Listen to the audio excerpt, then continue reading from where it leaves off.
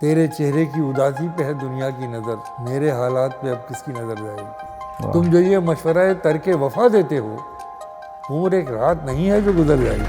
वाह। Guest in the news room में आज स्वागत कीजिए मशहूर शायर प्रोफेसर वसीम बरेलवी का।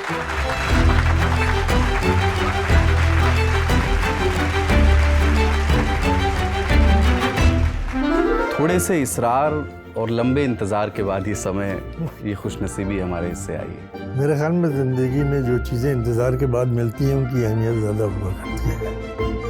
तेरी आरज़ू बहुत है, तेरा इंतज़ार कम है।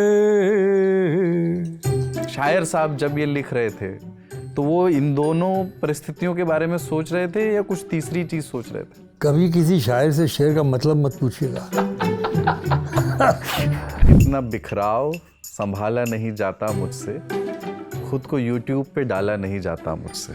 ऐसा नहीं है कि कोई आपके ऊपर सवार है, आपको तैयार किया जा रहा है इसको कबूल करने के लिए, आप खुशी से उसे कबूल कर रहे हैं। वो जवानी जवानी नहीं जिसकी कोई कहानी ना हो। और वसीम साहब की प्रेम कहानी क्या है? अरे क्या थी? हिंदुस्तान में मोहब्बत इजहार की चीज़ नहीं है, महसूस की जाने वाली चीज़ है। मैं कुछ इस तरह जिया हूँ कि यकीन हो गया है मेरे बाद ज़िंदगी का बड़ा एहतराम होगा। दुआ करो कि कोई प्यास नजरे जाम न हो, वो ज़िंदगी ही नहीं है जो नातमाम न हो। उसूलों पर जहाँ आँच आए टकराना ज़रूरी है, जो जिंदा हो जिंदा नजर आना जरूरी है। फिल्म आई पिछले दिनों जवान, उस फिल्म के प्रोड्यूसर साहब अपने गाने में इस शेर को थोड़ा सा बदल करके इस्तेमाल करना चाहते थे। प्रोड्यूसर साहब ने आपसे दरख्वास्त की और आपने मना कर दिया। फिर एक रोज़ आपके फ़ोन की घंटी बजी, आपने फ़ोन उठाया और उधर से आवाज़ आई, हेलो आदाब, मैं शाहरुख खान बोल रहा हूँ।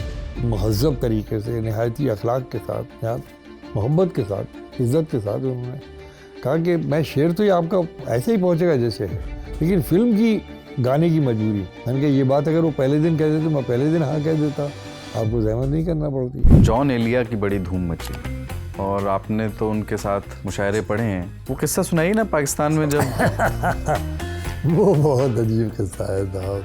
10-12 आदमी 15 आदमी उनके साथ हुआ करते थे। जॉन साहब, हाँ, अरे क्यों नहीं शुरू किया मुशायरा।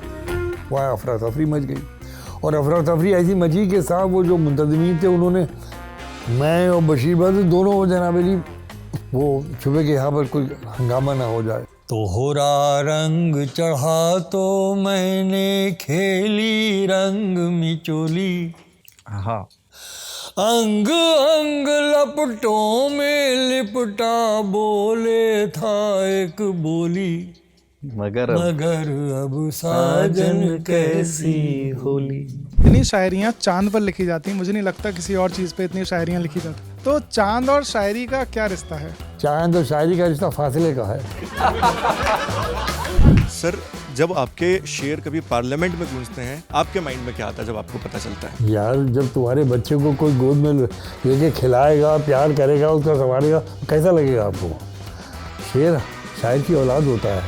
शराफतों की यहाँ कोई अहमियत ही नहीं, किसी का कुछ न बिगाड़ो तो कौन डरता है। ज़मीं की कैसी वकालत फिर नहीं चलती जब आसमां से कोई फैसला उतरता है।